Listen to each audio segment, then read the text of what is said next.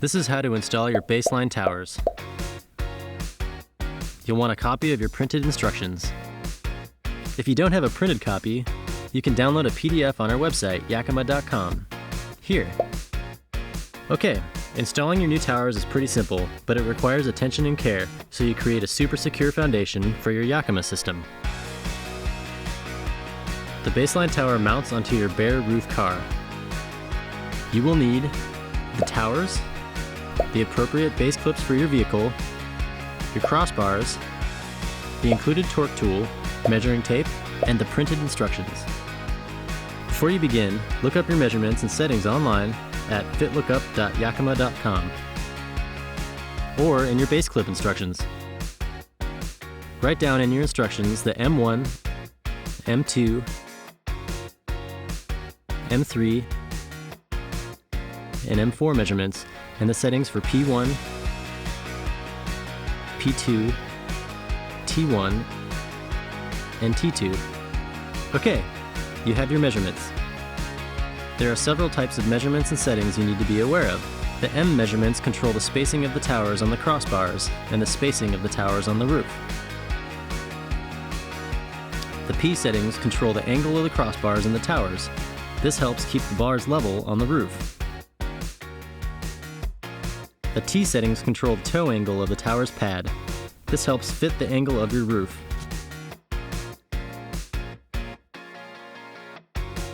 We'll be referencing these 5 points of adjustment throughout the video. Clean? Okay, let's go. Pop the protective covers off each of the towers. Pull out the security tab, you'll hear a click.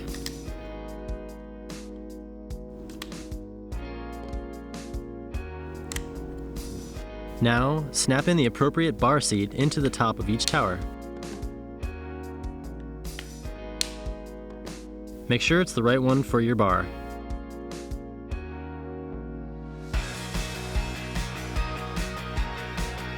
You'll feel it snap into place.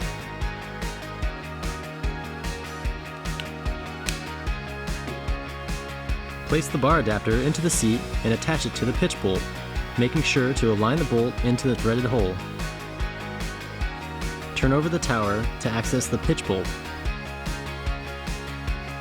and use the tool to tighten it from underneath. If using Jetstream, tighten the adapter until it is level with the seat tabs. If using core bar or round bar, tighten the pitch bolt 3 times.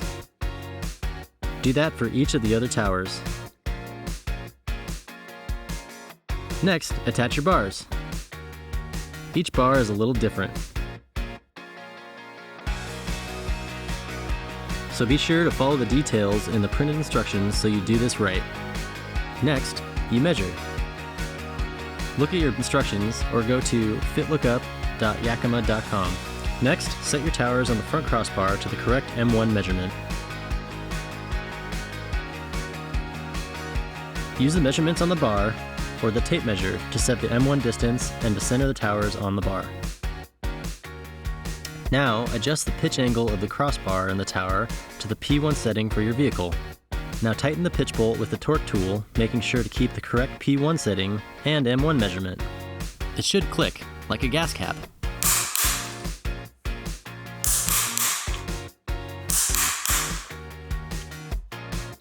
Repeat for the other tower, verifying the P1 and M1 are correct. Next, repeat this for the rear crossbar and towers. Set the M3 distance using the measurements on the bar or tape measure, then center the towers on the bar. Set the rear bar pitch by adjusting the towers to the P2 setting. Tighten them all down with the torque tool on the pitch bolt. Next, snap your base pads onto the bottom of the towers. Make sure you are installing the front pads to the front bar and the rear pads to the rear bar. Now, set the toe position for the towers. Loosen the toe bolt and adjust the toe angle of the base pads. Fully tighten the towers on the front bar to the T1 position and the rear bar towers to the T2 position. If you're using a Jetstream crossbar, then follow the instructions to cut and place the rubber infill for the bottom of the crossbar.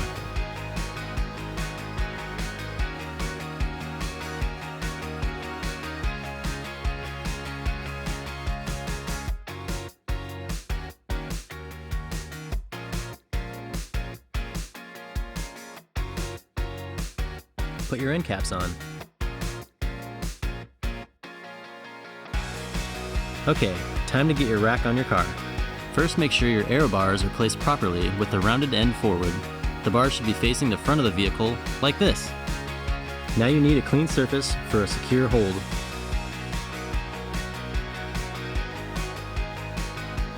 Place the front crossbar on your roof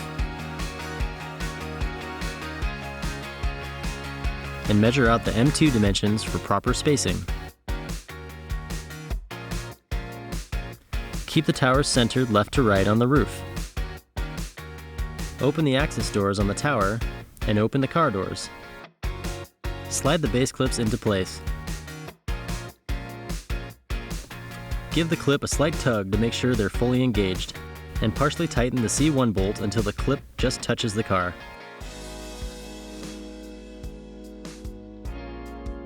Not too tight, just snug. And now the other side too.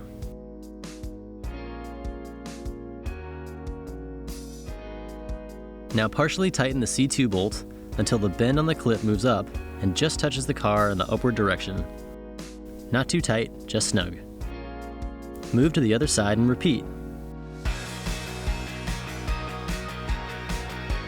Now you can completely tighten the C1 bolt with the torque tool until it clicks at least 3 times.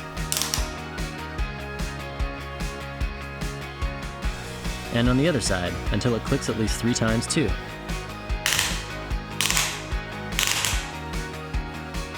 Then tighten the C2 bolt completely with at least 3 clicks on both sides.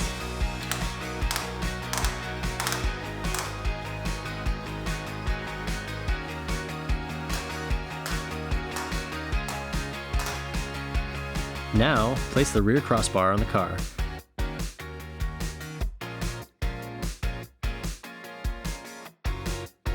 And measure out the M4 dimension to space it correctly from the front crossbar.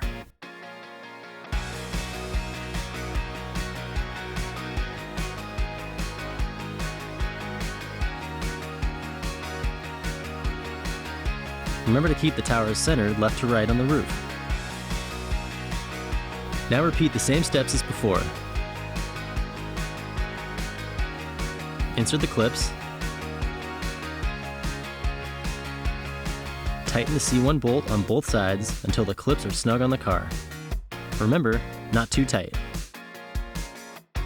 Tighten the C2 bolt on both sides until the clips are snug on the car in this direction.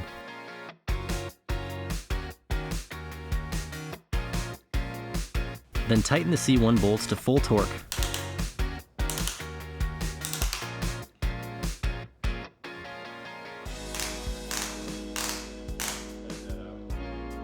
And tighten the C2 bolts to full torque.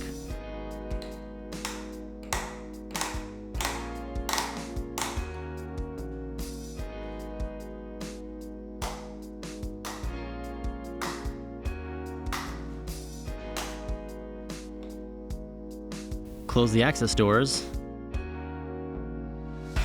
Make sure they're on there. The car should rock, the rack should not. Check that the C1 bolts are all at full torque one more time.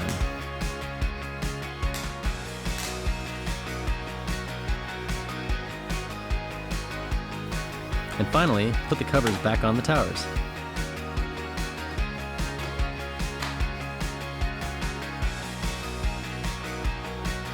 This is the time to add your SKS locks if you have them.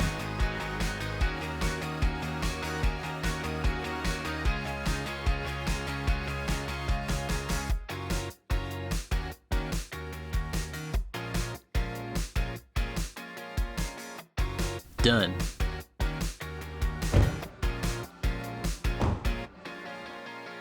Removal is easy. Pop off the covers.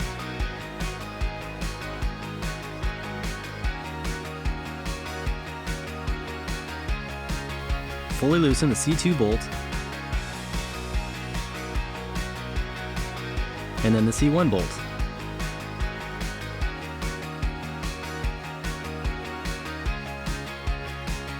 Unhook and pull out the base clips.